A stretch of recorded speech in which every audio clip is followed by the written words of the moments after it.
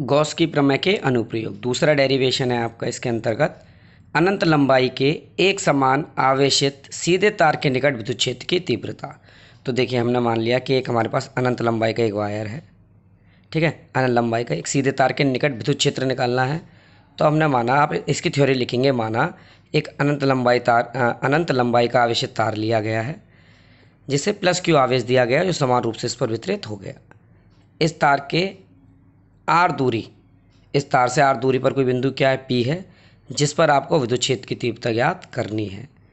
P पर आप L लंबाई का, कितना, एल लंबाई का एक गोलियन बेलन कंसीडर कर लेंगे। माना पी बिंदु पर एल लंबाई का एक गॉसियन बेलनाकार पृष्ठ आप कंसीडर कर लेंगे या खींच लेंगे, ठीक है। 3 पॉइंट आप मेंशन करेंगे, 1, 2 और 3। मैंने आपको बताया था कि ई की डायरेक्शन हमेशा एक्स एक्सिस पर होती है। 2 कोऑर्डिनेट पढ़े ना आपने, एक्स और वाई, तो ई हमेशा एक्स पर। तो देखिए यहाँ भी एक्स पर, यहाँ भी और यहाँ। ए हमेशा पृष्ठ के लंबवत, तो यहाँ पृष्ठ के लंबवत 90 डिग्री ऐसे बनेगा, तो ए की डायरेक्शन कैसी हो गई, ऐसी। इस पॉइंट पर कैसी होगी, 90 डिग्री का एंगल जब बनेगा ऐसी, तो इस तरीके से ऐसे नीचे 90 डिग्री के साथ, पृष्ठ के साथ 90 डिग्री के साथ।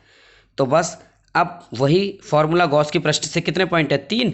तो आप लिखेंगे गॉस की प्रमेय से phi equal to φ1 φ2 plus φ3, φ1 φ2 plus φ3। तो बस आपको वैल्यू पुट कर देनी है। फाई की वैल्यू क्या थी आपकी, ई ए कॉस, पहले केस, 2 केस में देखिए यहाँ भी 90 डिग्री का एंगल है, यहाँ भी 90 डिग्री का बनेगा, है ना, यहाँ 0 डिग्री का। तो 2 केस में 90, एक में 0, तो cos 90 degree plus E into A cos 90 degree plus E into A cos 0 degree. 2 case में 90, अच्छा कॉस 90 वैल्यू कितनी होती है, सही बताया, 0। तो ये हो जाएगा आपका ई into A multiply by 0, cos 90 value 0, plus E into A cos की जब 90 वैल्यू पुट करेंगे तो ये भी क्या हो जाएगा, 0। तो ई इंटू ए, यहाँ अगर आप मल्टीप्लाई करेंगे 0, प्लस ई इंटू ए, इसकी वैल्यू 1 होती है तो ये ई इंटू ए रह जाएगा, ये दोनों 0 हो गए। तो 5 बराबर फाइनली हो जाएगा ई इंटू ए। अब आपको क्या निकालना था, ई, तो आप इनकी क्या करेंगे, वैल्यू पुट कर देंगे। आपको पता है फाई की क्या होती है, क्यू अपॉन एप्सिलॉन नॉट ई। अच्छा ए क्या होता है, क्षेत्रफल। अब तार का क्षेत्रफल क्या है, गोले का तो हमने रख दिया था वहाँ 4 पाई आर स्क्वायर। तो ये तार होता है यानी वायर होता है, इसका क्षेत्रफल होता है आपका 2 पाई आर एल, सेम। तो आप ई इक्वल टू रखेंगे, आप 1 मान के क्रॉस मल्टीप्लाई करेंगे, देन तो ई पूरा फाइनली सॉल्व करके मैं आपको बता देता हूँ। तो ई आ जाएगा 1/2 pi epsilon not Q upon R L. अच्छा एक चीज़ आपको याद रखनी है, वो है आपकी रेखीय घनत्व।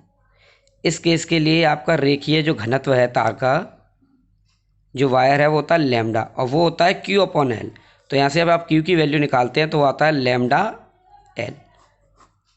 तो आपको ये पुट कर देना होता है बस यहाँ। तो ई इक्वल्स टू हो जाएगा 1/2 pi epsilon naught lambda upon R L. तो एल से एल कट गया आपका, तो जो ई आ जाएगा आपका फाइनली, तो जो ई होगा वो हो जाएगा E equals to 1/2 pi epsilon naught lambda upon r. तो ये हो गया एक अनंत लंबाई के लिए। कुछ नहीं करना, आपको सिर्फ पॉइंट याद रखना है कि कितने पर निकालना होगा, 3 पर, 1 2 3। 2 पर 90 बनेगा, 1 पर 0 डिग्री। फॉर्मूला वही है, 5 बराबर φ1 प्लस φ2 प्लस φ3। 2 पर 90 पुट करेंगे, 1 पर 0, ये दोनों 0 हो जाएंगे, वैल्यू पुट करेंगे, ईजिली आप कैलकुलेट कर लेंगे। तो ये आपका दूसरा डेरिवेशन हो गया गॉस की प्रमेय के अनुप्रयोग का।